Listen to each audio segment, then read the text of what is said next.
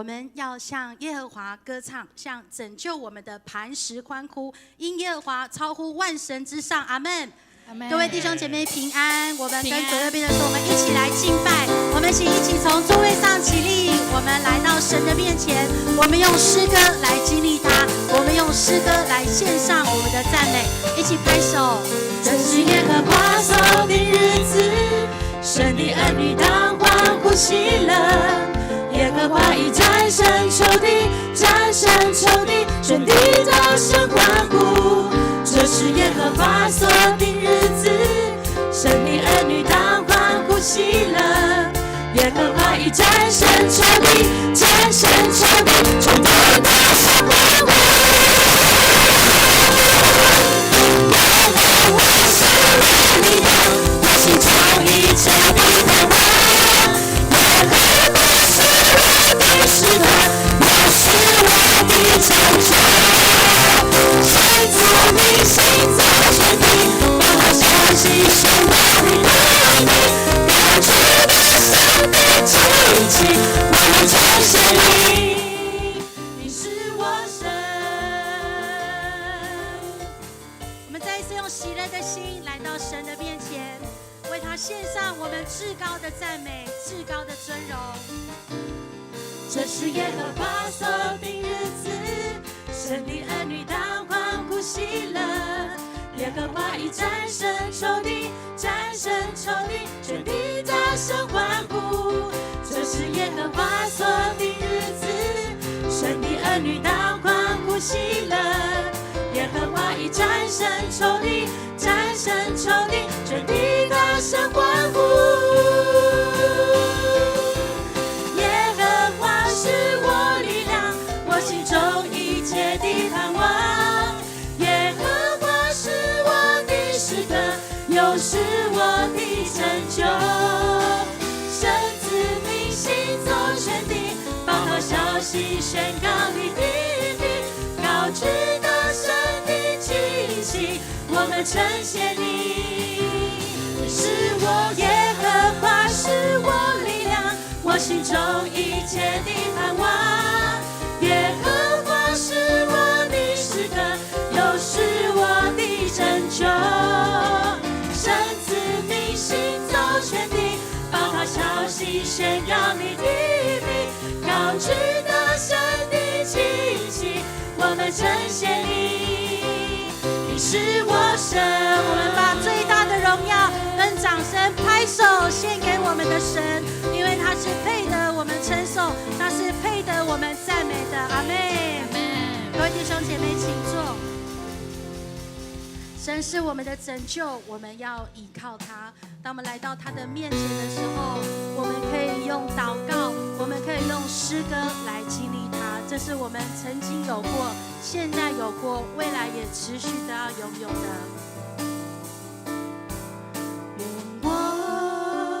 我的祷告如香陈列在你面前，没有黑暗势力可以摇动我的信心，愿我的敬拜到你面前，蒙你悦纳，天使天君屈膝，夫妇敬拜在你宝座前，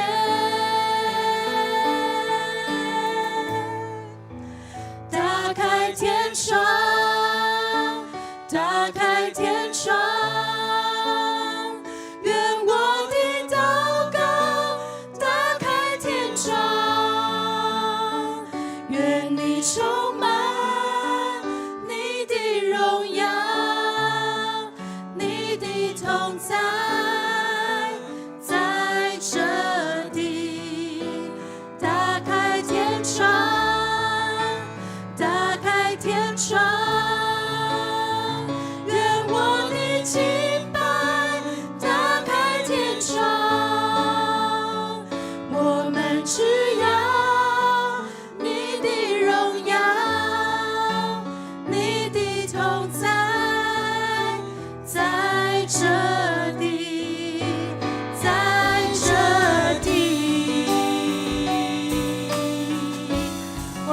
敬拜来经历神，我们也可以用举手敬拜来经历神。让我们带下神的同在，在我们的当中。愿我的祷告如香陈列在你面前，没有黑暗势力可以摇动我的信心。愿我的敬拜到你面前，蒙你悦纳，天使天君屈膝，夫妇敬拜在你宝座前。我们一起求神来打开天窗，打开天窗。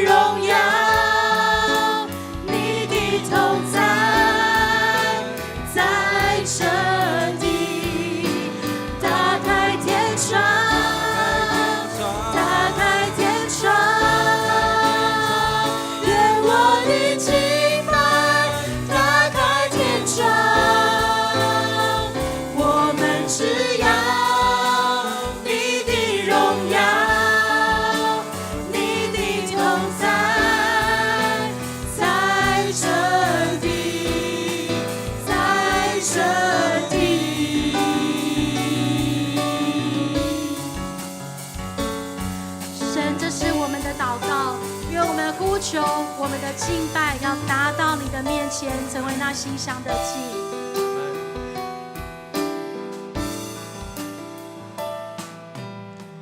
愿我的祷告如香，愿我的祷告如香，愿我的祷告如香。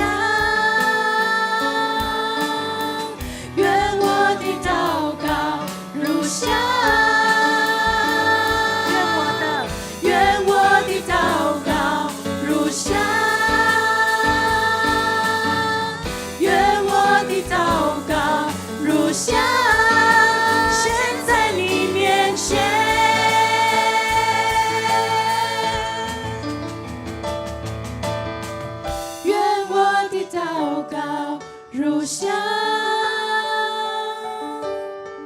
愿我的祷告如香，献在你面前。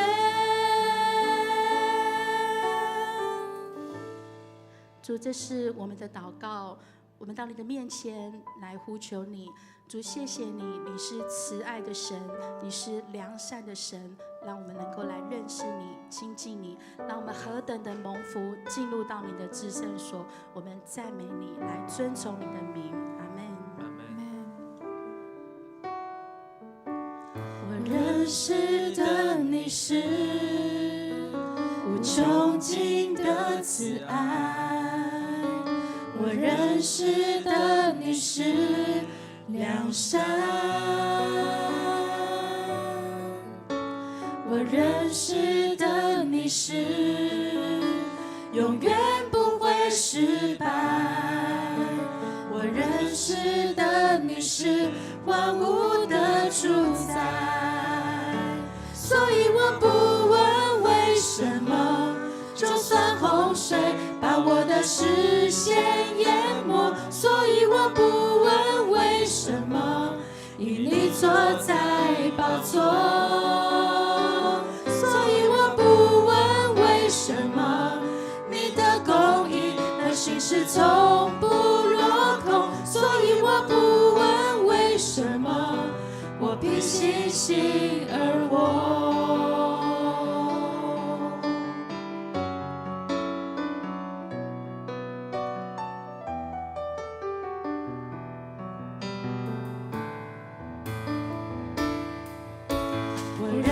识的你是温柔的阿爸父，我认识的你是丰富，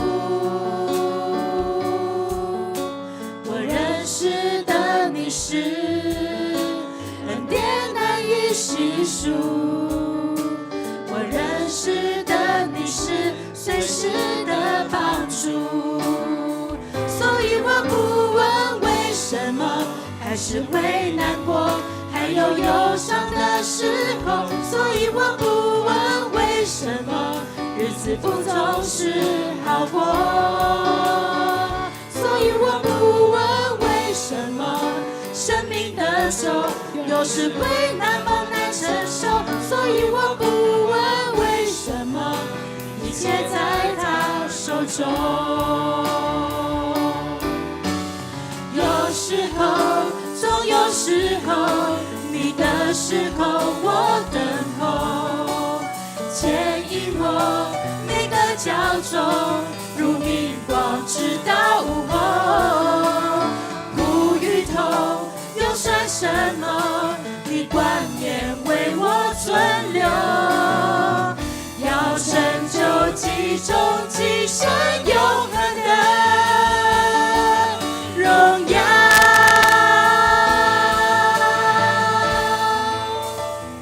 所以我不问为什么还是会难过，还有忧伤的时候，所以我不问为什么日子不总是好过，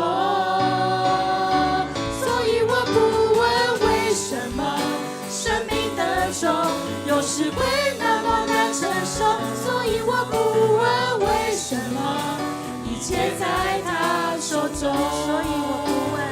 所以我不问为什么就算洪水把我的视线淹没，所以我不问为什么因你坐在宝座，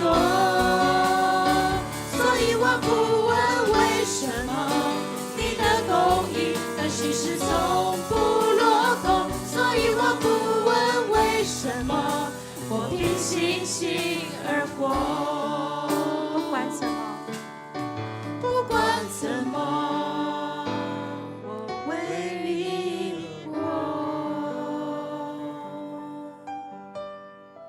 主阿爸父神，我们谢谢你，我们要大声的称赞你，我们要赞美你，因为你告诉我们这是耶和华所定的日子，我们在其中要高兴欢喜。主，谢谢你，你让我们每一天都是好日子，我们在当中要领受你无尽的恩典与慈爱。谢谢主，感谢祷告，奉主耶稣的圣名，阿门。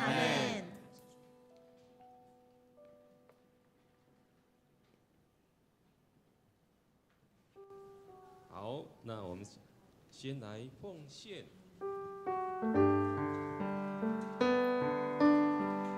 奉献是基督徒感恩的表现，是出于甘心乐意。如果你不明白奉献的意义，请用祷告来表达你的感恩。献上感恩的心，归给至善全能神，因他赐下独生子主耶稣基督，献上感恩的心，归给至善全能神，因他赐下独生子主耶稣基督。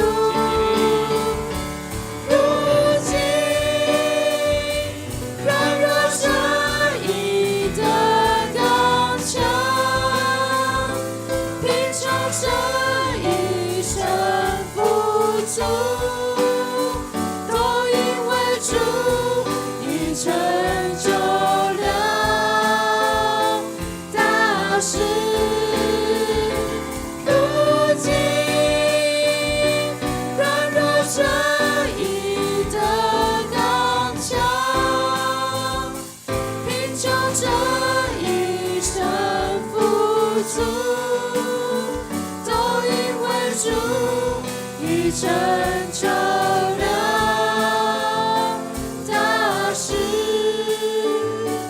感恩，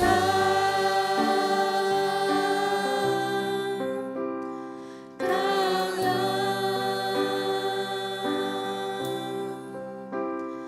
感恩。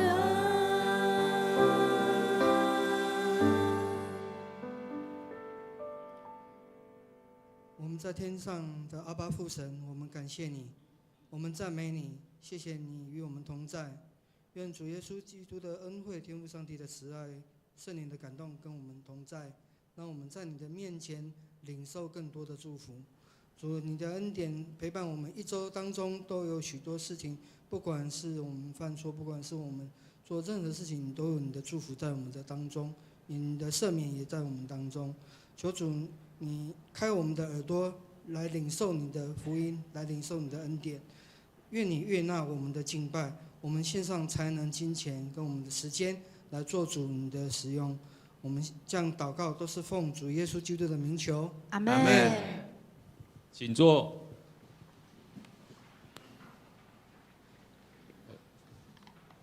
好，现在我们来报告。那首先10月13号的50周年户外礼拜哈，我们规划5个地点啊。如果还没有登记，或者是你还没有在小组群组登记的啊，待会我们在外面有纸本哈，可以登记。那如果你已经登记的，不管是在上礼拜有登记纸本，或是在小组群组有登记的，都不用再重复登记哈，都不用再重复登记。到今天截止哈，所以请各位注意一下。那我们5个地点分东西南北中，所以好，东边就是桃园巨蛋那边，然后西边是在武林高中，南边是在阳明公园那里，那北边是在力行路的市警察局，那中间的部分就是我们教会的对面哈。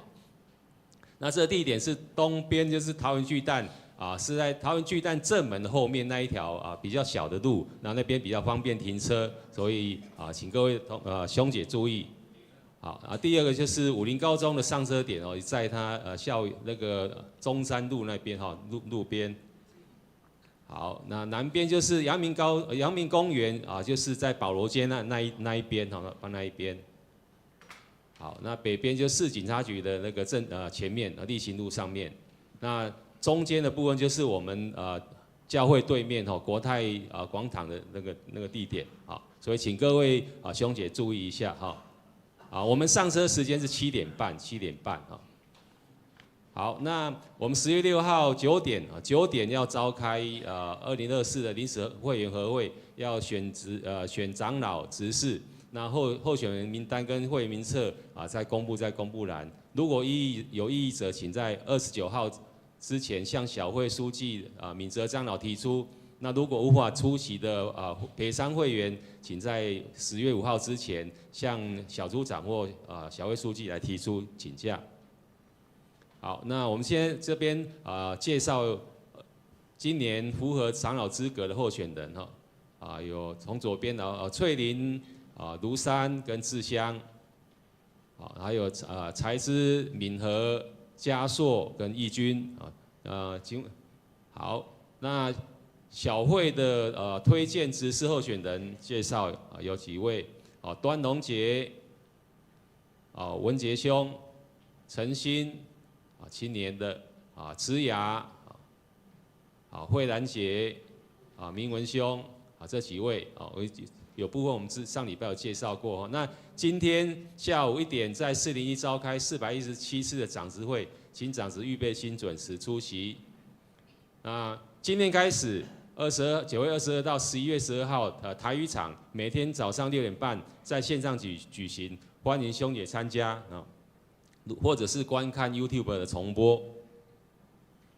好，那10月13号的户外礼拜之后，有淡水一日游加轻松的小活动，完成任务可以得到社教60周年的文创纪念品，数量有限，所以欢迎兄姐们礼拜后能够参加好，那10月6号我们本会要举行敬老会会颁发礼物给急在人在且满70岁以上的兄姐，名单在公布栏或者是请参考周报第4页。如有错误的话，再请跟那个张玉主任更正。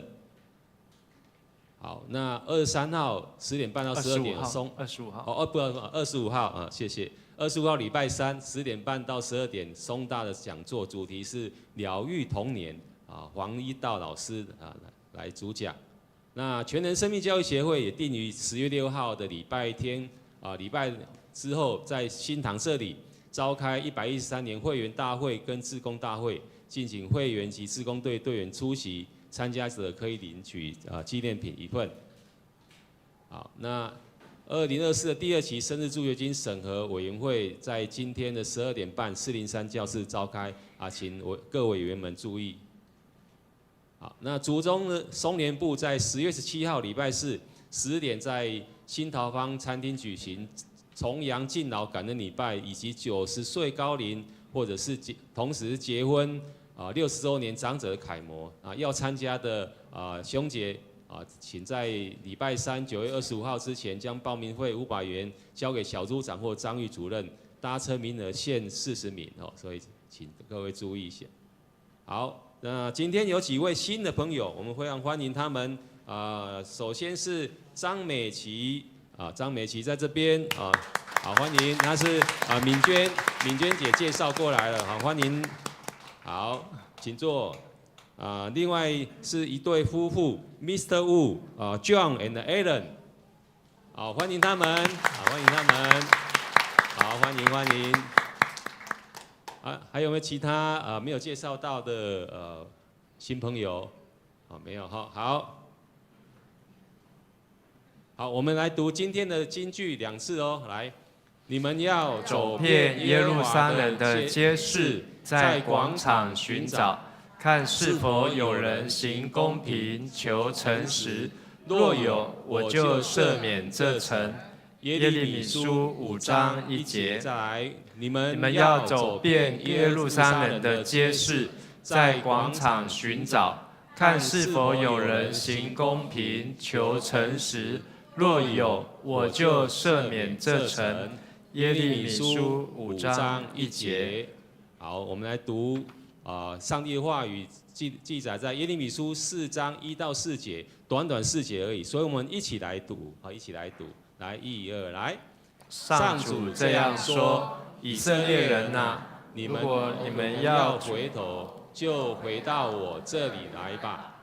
如果你们除去我憎恨的偶像，不再摇摆不定，你们就可以用至诚、正直、公平的态度。指着我的名发誓，这样万国都会向我求福，都会颂赞我。上主这样告诉犹大人和耶路撒冷人：你们要开垦没有耕犁过的土地，不要在荆棘中撒种。犹大和耶路撒冷人呐，你们要在心灵上受割礼，把自己献给我。你们的上主，不然你们的恶行会激怒我，使我怒火中烧，没有人能够扑灭。好，接着我们请本堂的主任牧师陈博士牧师来讲道，所讲题目是无法悔改的时刻，无法悔改的时刻。各位弟兄姐妹，大家平安。高兴我们能够在主日再一次一起的敬拜，好，请跟你旁边的弟兄姐妹跟他说，很高兴跟你一起在主日敬拜，很高兴跟你一起在主日敬拜。好，每个礼拜天我们能够来到上帝的殿，能够在这边聚集，是上帝的恩典和祝福。25年前的9月21号，就是昨天晚上，好，是这个1999 921好，其实在前2天叫做1999 919，好，那是什么事情呢？全台喝喜酒好，在1999 919，好，很多人在那一天好要99999，好，一路酒下去就结婚，好，所以大家都在那边喝喜酒。喝完喜酒不到2天，好，就发生这个空前不是空前好，但是对我们来讲，希望是绝后的大地震。而25年的时间过去，我们看见这个地震，让我们台湾的整个建筑法规，还有我们对防震的意识，越来越加强。所以我们今天，就算今年同样的地震发生在台湾，我们有更好的预防措施，也有更好的防备。这是这921地震所带给我们的。但是若没有这一场的地震，或许我们可能很多住的地方还是住在那个你也不知道里面的柱子是包着沙拉油的桶子哦。那时候我的同学住在埔里，所以921过了2-3天，我就开车把我家的帐篷拿去他埔里，因为那时候电话也不通。他是我的大学同学，就带着帐篷去，不知道他家房子有没有倒下来，所以就开车去，沿路经过埔里镇上，就是这样的画面。很多2楼直接变成1楼，1楼的柱子全断。特别我经过埔里客运总站的时候，发现它旁边那个柱子真的里面就是包着沙拉油桶啊，所以就是无良的建商，偷工减料，用那个沙拉油桶填在那个水泥柱子当中，所以它经不起这个地震一震，房子就倒塌很多。这次的地震死了2000多人，但是让我们能够痛定思痛，知道地震来的时候，我们可以怎么样做可以更好，或是在平常当中我们应该要注意的细节，而不要睁一只眼闭一只眼放水，可能以后是贻害万年哦。而在对犹太人来讲，在犹太历的5月9号是他们的圣殿毁灭日啊。就是在耶路撒冷的圣殿呢，盖了2次，也灭了2次，而且2次都在犹太历的5月。所以第一次在主前的586年，第二次在主后的70年。第一次是说这个在西底家王的时候。而这个时候呢，在这一天来到以前，其实上帝已经透过他的仆人先知1次、2次、3次、N 次来警告、来预告，赶快悔改，赶快回转，赶快转向神，以免上帝的审判临到。但是呢，这些人却没有听进去。在耶利米书我们刚才读的经文，耶利米他看见了一个无法悔改的时刻。在第4章的后面，耶利米他这样子形容：我的肺腑啊，我的肺腑啊，我的心疼痛，我的心在我里面烦躁不安，我不能静默不言，我必须把我看见的说出来，因为我已经听见什么吹号角的声音，还有什么打仗的喊声。耶利米他看到画面，就是一大群的军队来攻打包围耶路撒冷。在那个时刻已经来不及求救了，这个已经非常危险。甚至他除了听见，他还看见，我观看肥田变为荒地，所有城镇在耶和华面前因他的烈怒都被拆毁。过去我们住在桃园，离开民生路之后，很多那个地方都是从市中心离开民生路之后，那边都是田，然后到了这个中正路啊，到了这个大兴西路，那个地方很多都是荒田。现在你再去大兴西路，再去艺文特区看，那边有没有看到田？都是什么？都是房子。可是那边的路名取名叫什么？中埔1街。中埔2街，这个取起来好像就是乡下的名字，跟现在这个高楼大厦很不搭嘎。但是呢，上帝居然是让那一个非常繁华的地方要成为荒田，让那个非常进步的地方，上帝要把它毁灭。耶利米看到这样的景象，以至于他告诉传信息，就是要悔改。悔改的英文就是 repent， 我们说一次 repent。它的意思是什么呢 ？U-turn 就是你要做一个几度的转弯，不是360度啊，360度又继续往前，是180度的转弯，代表你现在这个方向是完全错误，或是完全不能再走，你必须要掉头回头，必须要马上离开你前面这个道路。先知耶利米透过他的信息提醒人民，提醒国家，提醒上帝的百姓。必须要赶快掉头，因为再不掉头，当那个无法悔改的时刻来到的时候，一切都来不及，一切都来不及。而在关于悔改上面呢，牧师从耶利米书当中看见有4件事情来跟我们弟兄姐妹来分享，我们要学习悔改。第一个是在关系上悔改，请大家跟我说一次，在关系上悔改。错误的关系是认贼作父，在耶利米书第2章，我们看见那时候的以色列百姓，甚至连上帝的子民，他们膜拜偶像，到处拜，对木头说：“你是我的父。”对石头说：“你就是我的老木，好，就是你生我的。”耶利米呢，好，他看见好，在这当中，好，每一个人的关系严重的错误。我们今天会不会跟木头拜木头？我们可能基督徒不会，但是很多好民间习俗还会拜什么祖先牌位？祖先牌位都是木头。你知道祖先牌位怎么来的吗？好，在我们这个初信造就有牧师有分享过，祖先牌位呢，好，可以追溯到东汉时期。而且呢，跟一个24孝，好，中国24孝一个孝子叫做丁兰有关。有没有听过丁兰的故事？丁兰他其实本身不是一个孝子，好，他是一个逆子啊。他常常会对他的妈妈动手动脚，好，就是殴打妈妈，好，甚至他在山上砍柴，只要他妈妈送饭，好不高兴呢，他就冰斗啊，好，拳脚相向。但是有一天，这个丁兰在山上砍柴的时候呢，他突然看到在树林当中，好，有一对母子啊，这个小鹿在喝奶的时候要怎么样？好，它的前提要跪下来，跪着喝母奶。所以呢，在这个情景呢，让丁兰突然有一个180度的改变的想法，说连这个畜生动物都知道对妈妈要这样子屈膝跪下，他怎么可以对妈妈这么样子不孝呢？拳打脚踢呢？所以他顿时觉得很惭愧、很羞愧。好，知道说他要跟他妈妈好好道歉。但是那个时候，他的妈妈刚好送饭来了，而送饭来的路上呢，好他就看到妈妈就大喊妈妈，好，就要冲下去，好，要去跪在他妈妈面前。可是呢，他妈妈一听到他在叫他，好，以为他要下来打他，所以妈妈就把便当一丢，人就往山下跑。一跑之后就连滚带摔，摔到河里面就被水冲走。丁兰呢很痛苦、很伤心、很紧张，赶快跑去找。可是找了半天没有找到他妈妈，最后找到一根什么木头，他就把那根木头好当作是他妈妈，就扛回家。然后从那天开始，就每天对这根木头说：“阿母啊，起床啊！阿母吃饭啊！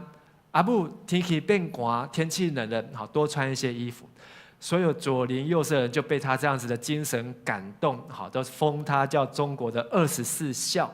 好，这个孝呢，我觉得应该是笑话的笑啊。好，听起来呢，并不是真正一个很孝顺的故事。好，但是为什么在中国会有这样的很多的好老来子于亲啊、卧冰求鲤啊，好这么多的故事？但是这孝顺好是一种好在来不及的时候、无法孝顺的时候，才想到要孝顺啊。在上帝所看到的关系当中，人认贼作父，把石头当作父亲，把木头当作父亲，把石头当作阿母，好这样子来服侍，但是却不认识他自己的父亲。但是上帝告诉耶利米，你要认识的是真正的天父，不是只有生父生母，是真正的天父。耶利米书1章第5节，我们一起来读：我尚未将你造在母腹中，就已认识你。你未出母胎，我已将你分别为圣，派你做列国的先知。如果我们有养过鸡，当母鸡在孵蛋的时候，你可不可以拿它的蛋？它会高兴，它会生气，它会啄你啊，它会给你抖啊。好，那这个每一个鸡在下蛋的时候呢，它会不会认得它的每一颗蛋？我们也不知道，因为我们不是鸡啊。好，但是呢，那个鸡孵出来的话，它可能就会认得哦，这个是老大，这是老二，这是老三。好，但是呢，每一个连鸡好，它都会保护它的儿女，保护它的子女。可是呢，好，如果你给鸡给它一把饲料，会发生什么事情呢？好，我们来看一下。好，哇，鸡真的会咬人哦，你不可以随便拿它的蛋。可是你手里面有饲料给它，再去拿它的蛋。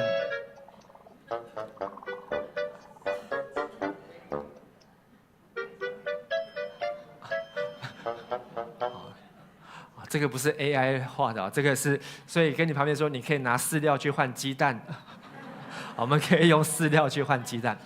但是那时候的以色列或是南国的犹大，他们呢，好认贼作父，对石头说你是我的父，对木头说你是生我的妈妈。好，他要跟这些的亚瑟拉、巴利的神明来求，甚至不惜把自己的婴孩拿去金火。好，圣经说金火就是烧在祭坛前。好，连自己下的蛋、自己孵的小鸡，好，通通为了一把饲料，就把他的婴孩都交出去。但是上帝告诉耶利米，我还没有把你造在母腹当中，我就已经认识你。这个认识，好，就是在希伯来文中还有男女结婚、新婚同房之夜那个同房的意思，就是你还在妈妈肚子里面，骨头、眼睛、鼻子、嘴巴都还没有长出来，上帝就已经认识你非常的透彻。甚至还把你分别为圣，因为耶利米他的爸爸是祭司，是利未人，他们是一群被呼召分别为圣，而上帝要他做列国的先知。所以上帝要耶利米告诉百姓，不要再错认父母亲，不要在关系上面继续的错误下去，必须要有一个180度的 U-turn repent 和悔改，回到天父的面前。而第二个，耶利米他要呼吁百姓，就是要在态度上悔改。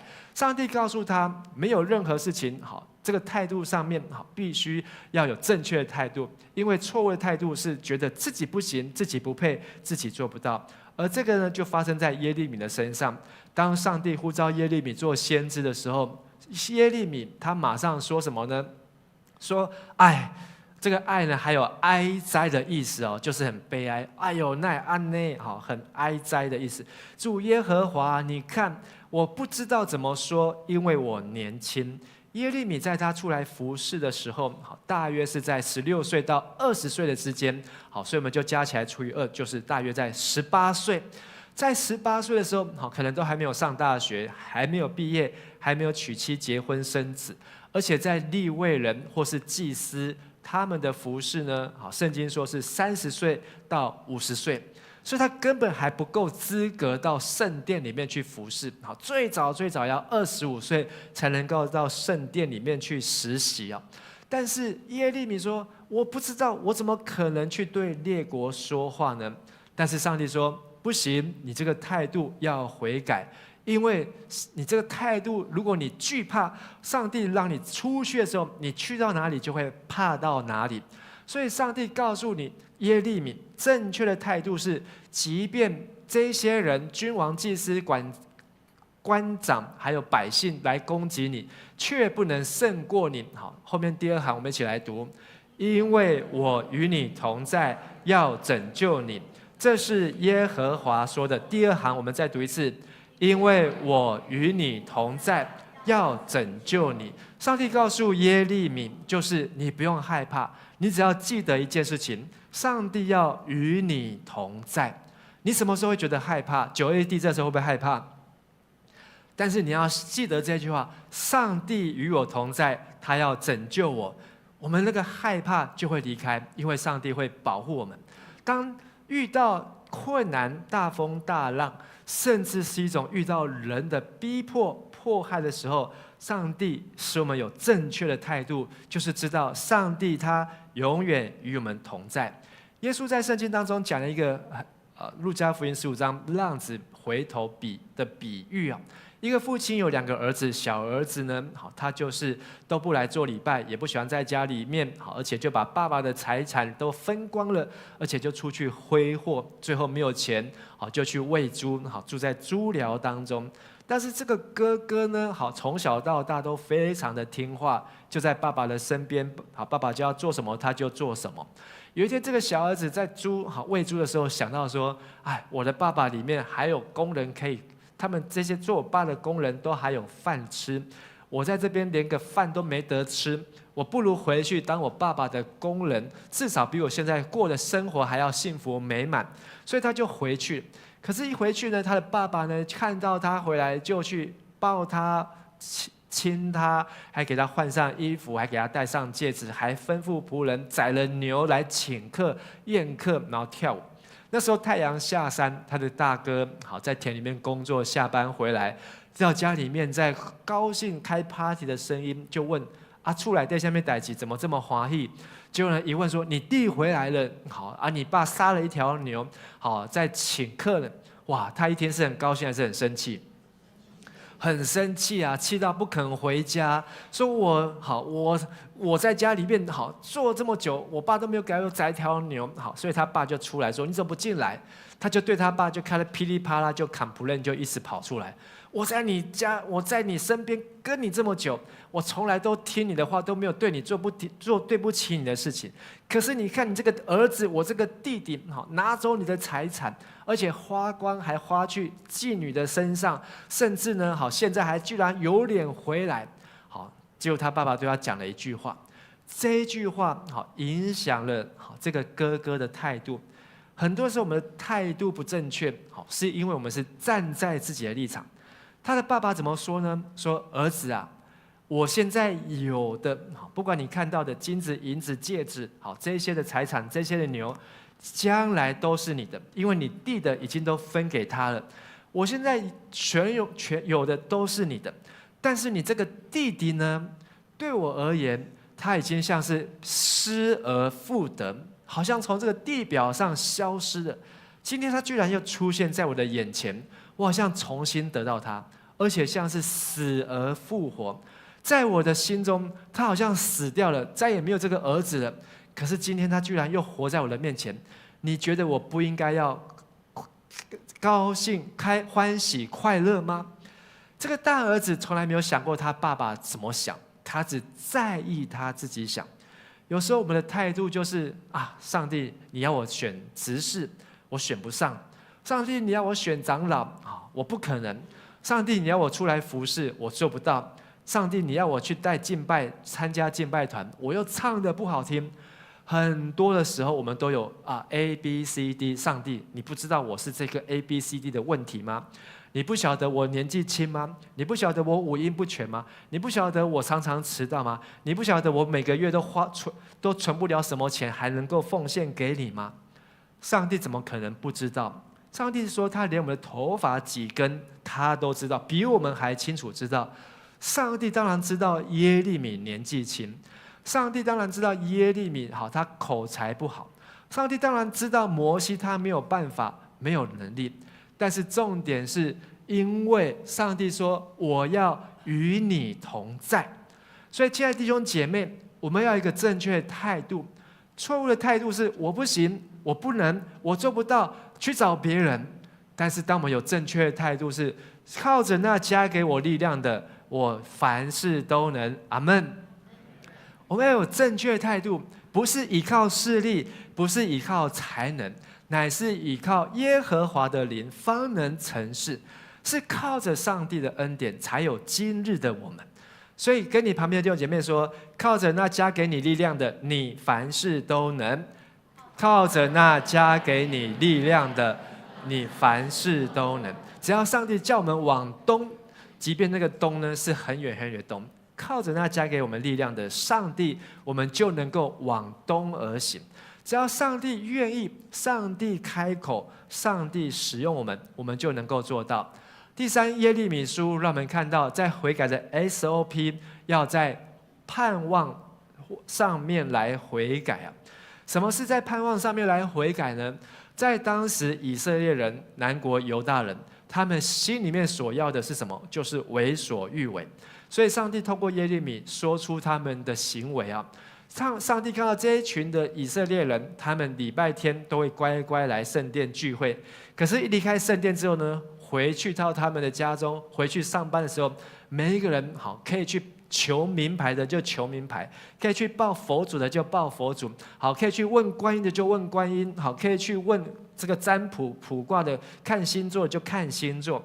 每一个人都是做这样，所以上帝说：“你们这群人怎么能够在圣殿说我没有玷污、没有随从巴力呢？”上帝说：“看看你们平日在谷中、山谷当中，好做的那些事情，以为没有人看见，思想你自己的所作所为。”上帝说：“我都细察，你是快行的毒蜂驼，狂奔乱闯。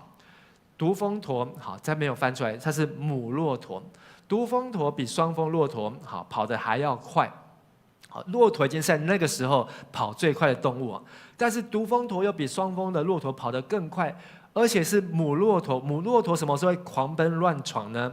就是在春天来的时候，发情的时候，哇，就会开始想要去找到另外一半，就到处跑，到处走。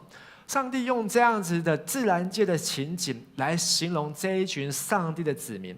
他们为了达到自己的欲望愿望，想要换一只新的 iPhone， 就不惜出卖自己的灵魂；为了想要得到一个新好的一个升迁的机会，好就不惜来出卖自己的名声；为了想要得到一个比特币泰达币，为了想要在户头里面可以得到几百万几千万的金钱，就不惜出卖自己是市政府好官员的身份，好就接受好这样子的回扣或是利益的交换。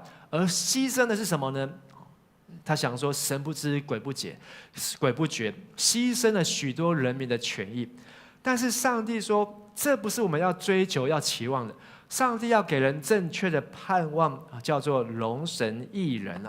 上帝说他要在耶利米书第3章第15节，我们一起来读：我必将合我心意的牧者赏赐给你们，他们要以知识和智慧牧养你们。好，我们迦南教会的牧者叫做陈伯志。上帝要赏赐合神心意的牧者给教会，好，这个是每个人都希望。但是不是每个牧者好都能够合神心意呢？好，不尽然。好，包括我也是，好，常常警醒自己，然后要怎么样才能够合上帝的心意。但是这里讲的并不是指某某人，而这位牧者呢，他在讲的是指上帝的儿子耶稣基督成为大牧者。当上帝所赏赐的牧者来牧养我们的时候，他要以知识、智慧来牧养上帝的子民。牧养这个字呢，在现代台语现代的圣经当中翻译成统治。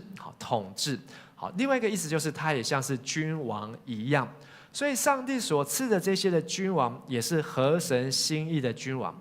过去这些百姓，他们为了追求地上的金钱名声，为了追求世界上眼目的情欲、肉体的情欲、今生的骄傲，像是一个独峰的骆驼狂奔乱跑，只要哪边有好处就往哪里去。明天股票要开市，一大早起来赶快看新闻，今天要买哪一支，等一下9点开盘的时候，我赶快第1秒就要杀进去，或是赶快就是要赶快拿这个小道消息。但是上帝所期待的我们的心思意念，是要寻求上帝的话，寻求合神心意的牧者，能够用知识和智慧来治理，来牧养上帝的百姓。所以上帝要我们在关系上有一个180度的转弯，在态度上要有180度的转弯，不要像大儿子，也不要像小儿子。在盼望上，我们的人生终极盼望上，也要有180度的转弯。什么是你人生终极的盼望？是住在这个什么陶朱隐园会不会是你人生的终极盼望？还是你的人生的终极盼望就是能够环游世界？你人生的终极盼望是需要有一个合神心意的牧者，耶稣用知识、用智慧来牧养你，让你知道你的人生的终极盼望在哪里。阿们。最后，耶利米书告诉我们要在忠诚上面悔改，请大家说一次，在忠诚上面悔。你有没有在一个工作上面工作超过30年的，请举手。你现在在同一份工作超过30年，有超过30年我们后面2位执事有举手3位，哇，好棒啊！给他们掌声拍手一下。那你有没有在一个婚姻上面已经超过40年的，请举手。在场的有1、2、3，好，在一个婚姻当中40年，我们给这些弟兄姐妹给他们掌声鼓励一下。好，这个都是简单还是不简单？但是呢，以色列人他们的忠诚是在淫乱上面忠诚，在污秽上面忠诚。圣经说，以色列轻忽他的淫乱，与石头、木头行奸淫。他和这地就是以色列迦南地都污秽了。以色列代表人，迦南地代表地方。上帝的百姓，上帝的地方都污秽。他们唯一忠诚的事情，就是不断忠心的淫乱。这是上帝对他们的一种反讽，就是他们不断的拜偶像，不断的离弃神，不断的不听上帝所派先知的管教，连石头叫爸爸，木头叫妈妈，然后什么都拿来拜，为了要满足自己的欲望，连自己的孩子都拿去烧给这些的摩洛神明，迦南地的神明，惹上帝的愤怒。这是一种完全的混乱、淫乱，还有污秽。当一个房子都不去打扫的时候，它就会开始长灰尘。当一个人的内心什么都不去做的时候，污鬼就会自己进来。耶稣在比喻当中也说，如果我们一个房子把鬼赶出去了，好不容易赶出去一只鬼，可是什么都不动，后来会进来是什么？7只鬼，而且是比之前更坏的鬼。我们的人生，我们的环境也是这样。一个田，你买了一块土地，这块土地你都不去动它，整理好之后不去动它，下个月你再来的时候，这个土地就开始长东长西。它会不会长出苹果树来？它会不会自己长出莲雾出来？它会不会长出酸呀芒果出来？都不会，因为我们的世界被上帝所咒诅。本来上帝创造世界不是这样，但上帝咒诅这世界之后，每个事情你若不去管理它，不去治理它，它只会越来越乱，越来越混乱。所以上帝给人的第一件任务，就是要来管理这地，要来治理这个地上，管理世界，治理这地。很多时候我们心中也有很多的污秽，藏污纳垢，想说把它关起来、盖起来、藏起来，没有人知道，没有人看到。但是上帝说，你若不去整理，你的心就会越来越混乱。上帝给人的忠诚是要使命必达。在第1章第10节，上帝透过耶利米，并且恩膏他，按手在他的口上，成为先知之后，上帝这样子对他说，我们一起来读第1章第10节，我今日立你在列邦列国之上，为要拔出拆毁毁坏倾覆，又要建立栽植。这里有6个动词，前面4个动词，拔出是从下面拔出来，拆毁是从上面拆下来，毁坏是从里面毁坏烂掉，倾覆从外面给它倒下去。但是上帝呢，要让它彻底的从下到上，从上到下，从内到外，从外到内，清得干干净净之后，上帝才要来建立跟栽植。我们常常说，我们要建立教会，我们要装备下一代。你要建立栽植之前，要先做什么？就是要拔出、拆毁、毁坏、倾覆。要先把那一些欧北乱所谓乱长的那些杂草，要一一的拔掉、除去。要把那一些这些混乱的全部都要先搞定，才能够建立教会。所以建立教会的第一步，就是要先整理教会，要清理教会。耶利米他遇到了2难，一个是上帝要他带领百姓所走的这个新天新地，但是另外一困难是他身边的人却是让这迦南地呢充满了污秽，而且要带来是上帝的审判和毁灭。耶利米他变成是这个独排众议，大家都一心一昧想要犯罪，但是他却要说出上帝的话，所以耶利米非常的忧伤，非常的难过，甚至不断的流眼泪，因为他只有18岁，他根本不知道怎么样去应付这些大人的世界。上帝啊，你为什么要找我？上帝啊，你不知道我很幼气很笑脸吗？但是上帝说，不要看自己年轻，你要知道我要永远与你同在。所以后来耶利米他出去宣讲的时候，他不论是在圣殿宣讲、广场宣讲，甚至到王宫里面，在王的前面来宣讲，这一些的信息，人听了之后呢，并没有给他掌声，反而给他是嘘声。人并没有给他好处，反而是拿石头来丢他。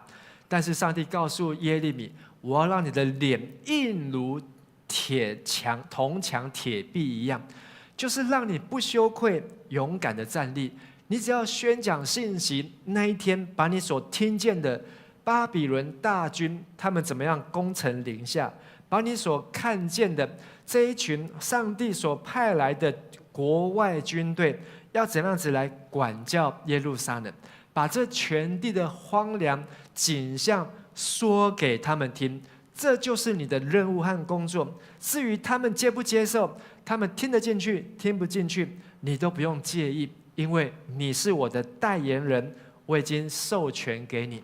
所以耶利米从他18岁服事到他40年之后，将近60岁的时间，这当中他成为上帝的代言人，而把上帝的信息每一字每一句忠心的传讲，甚至没有人接受，他也是不断忠心的传讲。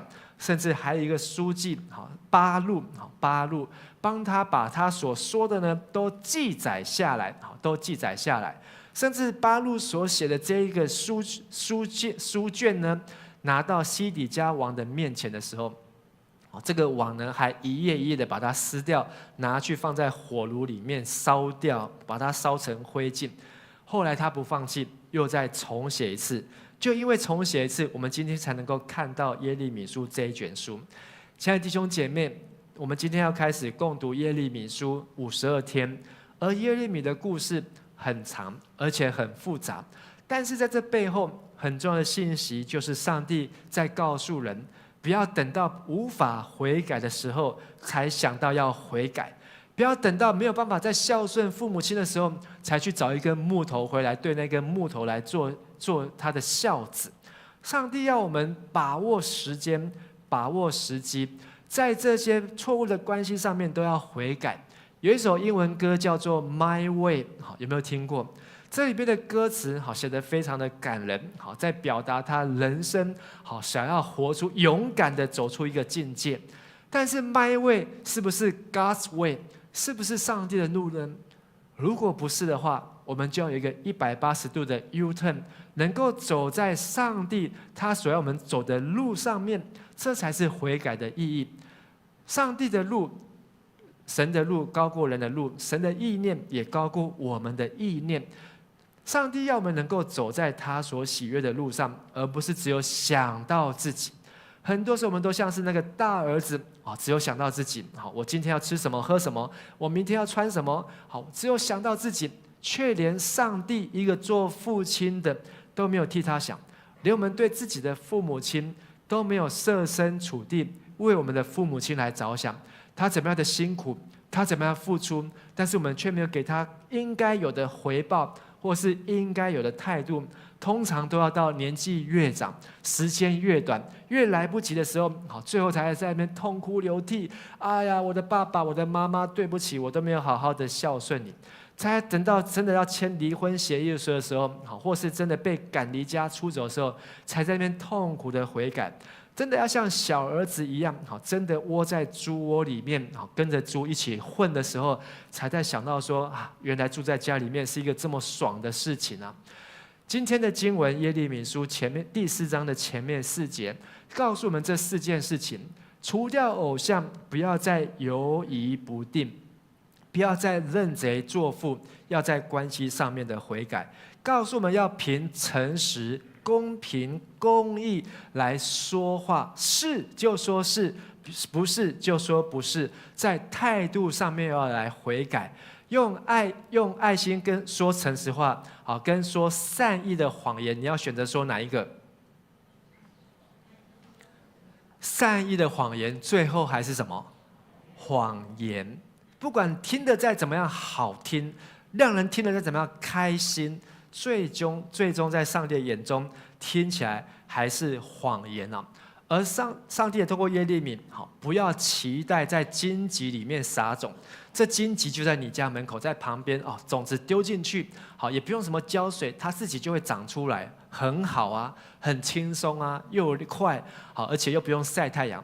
去开垦荒地，那个荒地离我这边又远，又要走那么长的路，还要晒太阳，还要刮风下雨，而且还要先除杂草，还要施肥，还要再去引水，再去浇水，太累太辛苦了。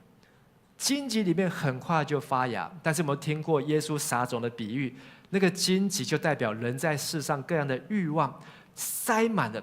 等到那个种子发出来之后，上面没有空间，没有 space， 你真的要开花结果的时候呢，没有位置给它开花，没有位置给它结果，最后它长出东西，可是结不了果子。这一颗种子最后还是死在荆棘当中。这是一个很严重的提醒。但是你开垦荒地成为良田，你撒下去的种子，它上面有空间，它就可以正常的生长，就可以开花，就有30倍、60倍、100倍的收成。什么是你的盼望？你现在在哪里种下你的盼望？你是在荆棘里面种下你的盼望，还是你真的要拔出、毁坏、拆毁、倾覆，要好好的建立跟栽植，要一个30倍、60倍、100倍的盼望能够结出果实来呢？如果我们所盼望的不合神心意，我们要有一个悔改，能够照神的心意来走。而耶利米书也告诉我们，百姓心要受割礼，而除掉内心的污垢。心是我们人最脏的地方。上次我们说是领子和袖子，领袖就是最脏的地方。但是比领袖更脏的就是我们的心。我们的头每天还可以洗，脚还可以每天洗。你有没有每天洗你的心？你有没有把你每天的内心想的东西都拿出来排过，好好的洗过呢？为什么我们需要每天的灵修？为什么需要每天的安静下来读经跟祷告？就是让我们的心也能够洗澡。你的心有多久没有洗澡？你的心有多久没有去好好的让上帝的话来洗涤它？如果都没有的话，可以保证这个心是越来越脏，藏污纳垢。虽然外面我们都穿得很漂亮，然后穿得干干净净、整整齐齐，可是在上帝的眼中，一看到耶和华不像人看人，人是看外表，耶和华是看哪里？内心。这个人在上帝的眼中，他的心已经好几年没有洗澡了，他的心已经好几年都没有好好的拿出来清洗。上帝要我们能够忠心忠诚，这个心要是能够干干净净，能够持续10年、20年、30年，这才是上帝他所期待的。上帝要的百姓的忠心，不是只有80%、90%的忠心。90%的忠心算不算忠心？90%的牛奶，一个杯子里面90%是牛奶，但是10%是水沟的水，送给你喝，要不要喝？90%的鲜奶，要不要喝？连1%水沟的水你都不愿意喝下去。在上帝来看，0.1%的不忠就是不忠，这是一个事实。我们对上帝的忠心要能够忠心到底100%。跟你旁边的弟兄姐妹说，对上帝要忠心到底100%，对上帝要忠心到底100%。我们从今天早上开始，然后到11月12号，总共有52天，这也是一个操练。这个操练呢，我们看到在过去几个月当中，很多弟兄姐妹都很认真。牧师听到一个很高兴说，他这当中呢，他只有请1天没有参加，每一天他都有参加。我觉得比牧师还厉害，因为牧师还有2天没有参加。牧师是先预录的，不知道是2天还是3天。他比牧师还厉害，每天都有办法参加。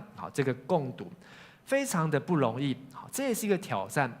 但是我要提醒大家，不是为了牧师来读圣经，也不是为了教会，也不是为了你的小组长来参加在这聚会当中，而是你把握机会，让上帝的话可以洗净我们的心，对上帝能够忠心。耶利米他很年轻，耶利米他面对很多的挑战，耶利米他必须面对的不仅是外面人，连自己的人都反对他。我们读在耶利米书后面的时候，他的同行都是祭司，也起来反对他。等到他可以上台服侍的时候，身边的祭司都反对他所说的信息，连他的哥哥也反对他，最后连他的爸爸也反对他。耶利米非常的孤单，压力大不大？压力非常的大。当我决定要来迦南教会之前呢，也听到很多关于迦南教会各样的风风雨雨，说你确定你要去迦南教会？迦南教会现在问题很多，这个迦南教会还不是迦南教会的会友告诉我们，迦南教会都没有几个人跟我联络，只有这个聘牧小组，有的成员有跟我联络，但是都是从别人的口中，或是其他牧师的口中听到关于迦南教会的信息啊。在这信息当中，你知道你要来呢，必须要面对很多的事情，必须要处理很多的问题。可能有一些不是很容易处理，有一些可能是很困难、很棘手。但是当我来之后，果然是问题大，挑战多。但是呢，对我来讲，来教会回来这半年当中快要半年，这个问题让我最烦恼的问题是什么呢？昨天有分享，早上也分享。让我最烦恼的是我的头发。发现呢，我来教会迦南之后，我的头发呢，越来越像介成长老了。这个越来越充满荣光啊！我发现了后面呢，有一块这个颜色呢，愈来愈白越来越白。这个开始心中呢，就有一点跟上帝说：“哎，上帝啊，是不是我年纪大？我爸头发也没有这样，我阿公头发也没有这样，为什么我会这样？”但是呢，我来之前，我就有看到我的一个老师，他在台北一间教会牧会的一个就任一个刊物上面，他有写一段话。我的老师呢，薛牧师，他说他在这个教会就任的时候呢，刚去的时候压力很大，大到他就一直掉头发。后来教会有一个长老，跟这个牧师说，跟我老师说：“牧师啊，卖下辛苦啦。较早困的，早一点睡，较早困的，然后呢，压力不要那么大，所以呢，他就听那个长老说的，早一点睡，我也不知道他多早，但是他就早一点睡，结果呢，后来他的头发真的就没有继续再掉，而且还长出来，但是呢，牧师现在也是算早一点睡了，不过都要12点以后才睡，但是共读呢，一个很重要的秘诀，就是要怎么样？早一点睡，跟你旁边的人说，早一点睡才不会掉头发。但是我要讲的是，后来有一次一个机会，我去到我们一个会友，在南门市场里面开一个理发店，去他那边剪头发，我第一次去那边剪，他看到我的头发之后呢，他说：“牧师，免烦恼，我这一罐这个洗头毛的，你摕回去试看卖啊。”金5毫，就这样半信半疑的就拿回来，大概用了1个月。这个1个月的当中呢，我每次洗完澡就开始拿镜子在那边照镜子，在那边看，甚至呢，第3个礼拜之后，就问牧师娘：“你有没有觉得我头发好像黑一点？”其实你们现在看不出来，因为这都是加工过的，牧师娘都帮我加工过，所以你看不太出来。但是我觉得，好像重燃盼望，重燃信心。我要说的是说呢。如果我知道来迦南教会在掉头发，我一定会再重新考虑一次。我一定会再重新考虑一次。我还是可能去别的教会比较适合。还是让那个头发比较多的人来迦南教会好了。但是上帝说不要害怕，我与你同在。兵来将挡，水来土淹。上帝有他的方法，只要你愿意去。上帝都有他的方法可以解决我们遇到的难题。亲爱的弟兄姐妹，在这篇的信息当中，牧师希望我们要记得，我们人心中有很多的藏污纳垢，很多事情你都没有拿出来跟上帝祷告，跟上帝诉说。就像那个大儿子一样，对他的老爸有那么多的 complain， 那么多的埋怨抱怨，他呢都不说。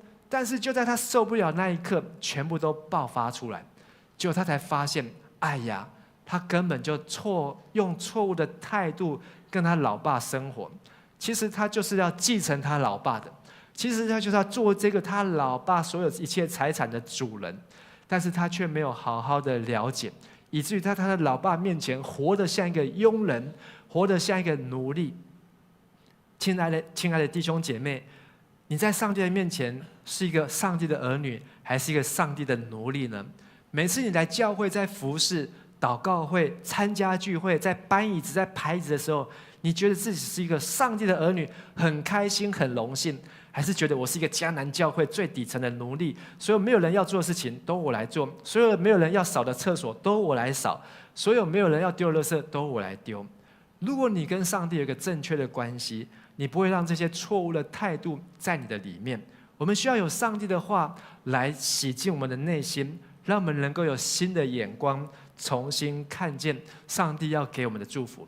还有，如果我们在关系上面有问题，跟你的父母亲、家人、弟兄姐妹和儿女，或是在跟配偶另外一半在关系上面有问题，不要视而不见，你必须要去拔出、拆毁、毁坏、倾覆，你必须要彻底的去面对、去解决这些问题。不要想说我就随便就在荆棘里面，我也可以继续过生活，最后你会结不出任何的果子，浪费掉你的一生的努力，最后就葬送你的一生，来不及悔改，来不及再撒种，来不及再去重新找一块土地的时候，真的是悔恨这个就是悔恨莫及哦。上帝要我们有正确的态度，让我们是要有容神益人的态度，而不是有那个错误的态度。我不行，叫别人；我做不到，找别人。只要愿意的人，就算你16岁、18岁、20岁、40岁、80岁，摩西被上帝呼召的时候也是80岁，甚至到120岁。每一个愿意的人，上帝都可以使用他。阿们。请敬拜团来到台上。在今天的信息当中，我们要来祷告，求上帝让我们能够真诚悔改，不要再说谎话了，不要再说那些好听的花言巧语了。你要学习说上帝的真理，不要再用谎话连篇来遮盖自己的丑陋。你不知道这些谎话在上帝眼中看起来有多么的丑陋不堪吗？牧师曾经是一个非常爱说谎，从很小的时候就很会说谎，一直到什么时候才不说谎？其实现在也会说谎，只是说的越来越少而已。但是一直到我真的是越读神的话，越知道你不能够说谎，因为每一字每一句上帝都在听。我们需要求上帝来饶恕我们，以及我们在关系上面、个人的欲望上面，我们不要成为那个发情的母骆驼，为了一点点的益处，为了一点点图利自己，为了一点自己可以得到好处，多吃一个大餐，可以多买一个包包，为了可以多逛一次的、看一次的电影，然后呢就背约，就忘记了朋友，就忘记了孩子，就忘记了上帝，把这些重要的关系都抛在脑后。这是上帝所失望和难过的。我们也求圣灵洁净我们，让我们每一天都能有一个时间，不论是10分钟、30分钟、更长的时间，我们的心都要洗澡，我们的内心的污秽都要除去。只有上帝的话能够除去我们的污秽，除去我们内心。我们一起来祷告。天父上帝，谢谢你，让我们能够再次在今天921 25周年之后，我们还可以知道我们可以悔改，因为耶稣基督他已经完成救赎，而我们等候是那从天而来耶稣基督要带来世上终极末后的审判。当上帝你的审判来到时候，那一刻没有人能够再传福音，没有人能够再跪下来祷告，也没有人能够在那边求上帝的怜悯和饶恕，因为一切都已经成定局。谢谢天父，让我们有机会还可以跟家人在一起，让我们还有机会可以在教会服侍，让我们还有机会可以在教会里面唱歌敬拜你，甚至让我们还有机会可以在早上晚上打开圣经共读你的话语，让我们能够知道我们宁愿开垦荒地，也不要在荆棘里面来撒种。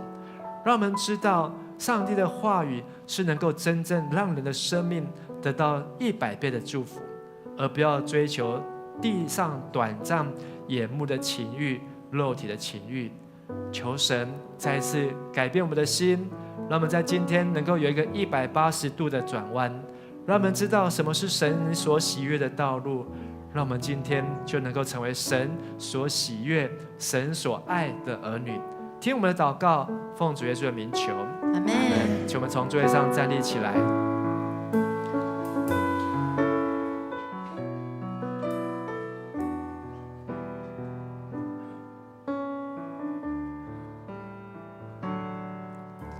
我认识的你是无穷尽的慈爱，我认识的你是良善，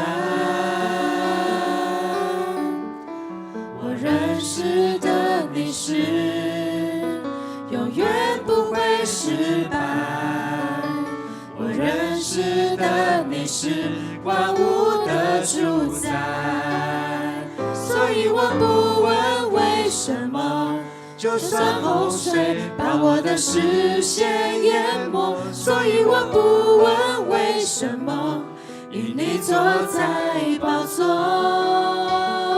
所以我不问为什么，你的公义和信实从不落空，所以我不问为什么，我凭信心而活。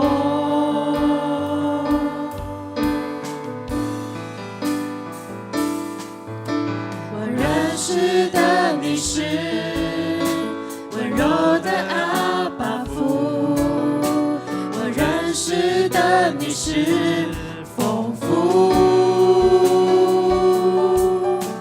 我认识的你是恩典难以细数，我认识的你是随时的帮助，所以我不问为什么，还是会难过，还有忧伤的时候，所以我不问为什么，日子不总是好过，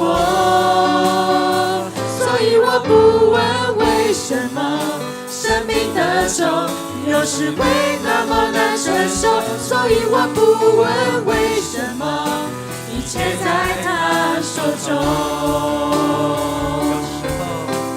有时候，总有时候，你的时候我等候，牵引我每个角中，如明光直到午后。苦与痛，忧伤什么，你冠冕为我存留，要成就极终极生永恒的荣耀。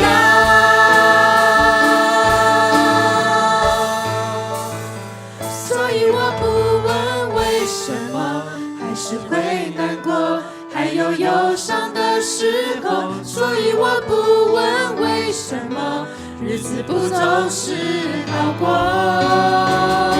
所以我不问为什么，生命的重有时会那么难承受，所以我不问为什么，一切在他手中。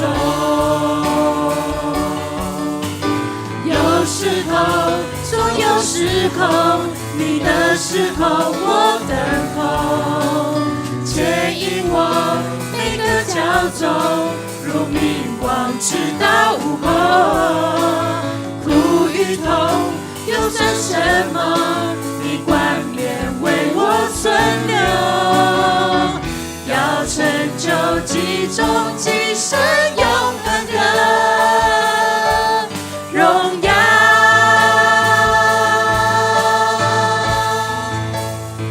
所以我不问为什么，还是会难过，还有忧伤的时候，所以我不问为什么，日子不总是好过，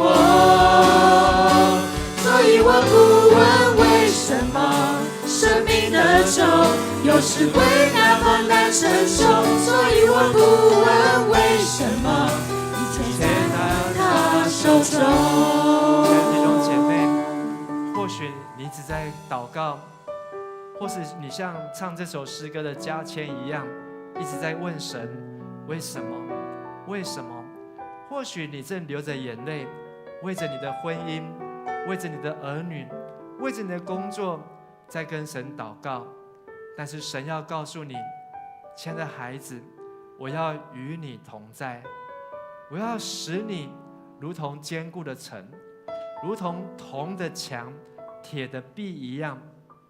我要扶持你，帮助你，你不必害怕，你不必为明天忧虑，你不用担心吃什么、喝什么、穿什么，不用担心要说什么、做什么，因为神要与你同在。